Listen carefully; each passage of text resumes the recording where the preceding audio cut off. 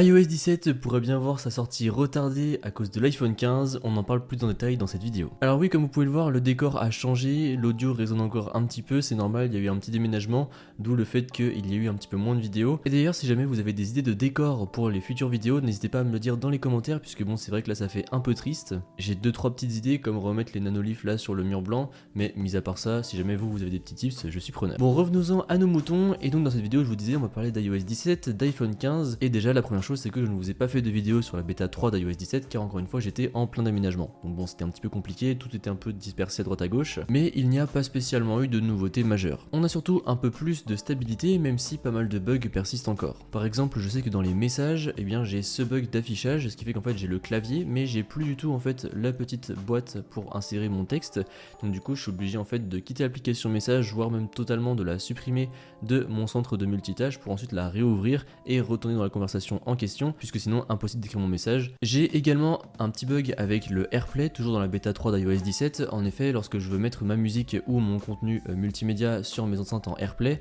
dans un premier temps, je n'ai aucune enceinte qui s'affiche, alors que pourtant j'en ai plusieurs dans mon domicile, et en fait je suis obligé pareil de quitter l'application en question, de retourner dans l'application, réappuyer sur AirPlay, et là pour le coup j'ai ma liste d'enceintes qui s'affiche. Et encore des fois c'est pas toujours du premier coup, des fois je suis obligé de réessayer un petit peu à 1, 2, 3 reprises avant que ça s'affiche. En mode paysage, j'ai également du coup quand je reçois des appels, une interface un petit peu bizarre, enfin je trouve que c'est pas très joli, alors je sais pas si c'est normal ou non, mais en tout cas je trouve ça absolument ignoble. Bref, vous l'aurez compris, encore pas mal de petits bugs, mais franchement c'est quand même de mieux en mieux, et c'est surtout la batterie je trouve qui s'améliore de mieux en mieux, puisque là, bon, c'est encore un peu chaud pour terminer les journées, mais on est quand même mieux qu'au début de la bêta 1, et après j'ai envie de dire encore heureux. D'ailleurs je vous parlais de la bêta 3, sachez que la bêta 4 devrait arriver la semaine prochaine ou la semaine d'après, là on ne devrait plus être très loin, puisqu'elle est sortie il y a environ 2 semaines, donc on devrait voir la prochaine bêta arriver incessamment sous peu.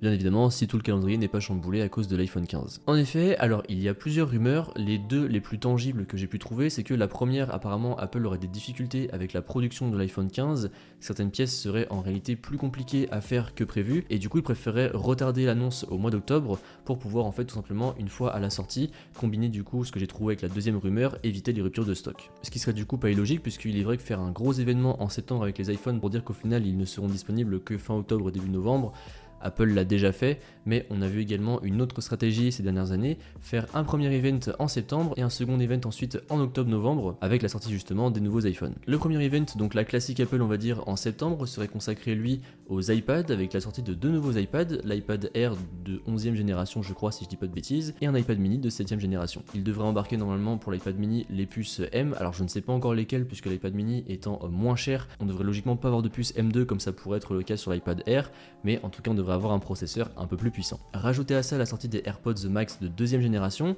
là encore une fois ce ne serait pas illogique pour deux raisons. La première c'est que vous l'avez peut-être vu, récemment Apple a sorti les nouveaux casques Beats, et en fait clairement sur le papier c'est des AirPods Max en moins cher en fait. Ils sont même quasiment 2 fois moins chers, donc il ne serait pas illogique qu'Apple mette à jour les AirPods Max, qui sont sortis d'ailleurs il y a de cela quelques années maintenant. Et pour terminer, on aurait l'Apple Watch de 9e génération, ainsi que l'Apple Watch Ultra de 2e génération. Donc du coup ça nous ferait quand même déjà un event assez complet avec pas mal de produits, et par la suite, début mi-octobre, là du coup on aurait le deuxième événement avec les iPhone 15 et 15 Pro, ainsi que l'annonce des puces M3 et donc par conséquent l'annonce de nouveaux Mac avec ses puces M3. Tout ça ne serait pas illogique quant à la sortie d'iOS 17, puisque je vois mal Apple annoncer iOS 17 en septembre et du coup ne pas annoncer d'iPhone, ça serait pas très logique, puisque surtout qu'en plus iOS étant bien évidemment lié à l'iPhone, et donc du coup avec plutôt une sortie en octobre. Enfin pour moi en tout cas ça me paraîtrait plus logique. Si tous ces produits sortent bien à la rentrée, encore une fois ce ne serait pas illogique de découper tout ça en deux, comme ça Apple serait plus tranquille pour la sortie des iPhone 15. D'ailleurs en parlant d'iPhone 15, je vous en dis pas trop puisque j'ai une vidéo qui arrive sur le sujet où on récapitule un petit peu toutes les rumeurs, mais ça ne serait pas illogique, comme ça Apple aurait le temps de préparer ses iPhones tranquillement, de voir comment solutionner ce problème de production pour qu'il y ait assez de stock à la sortie. Et comme ça nous de notre côté on n'a pas trop mal au portefeuille, puisque c'est vrai que s'il y a autant de produits qui sortent,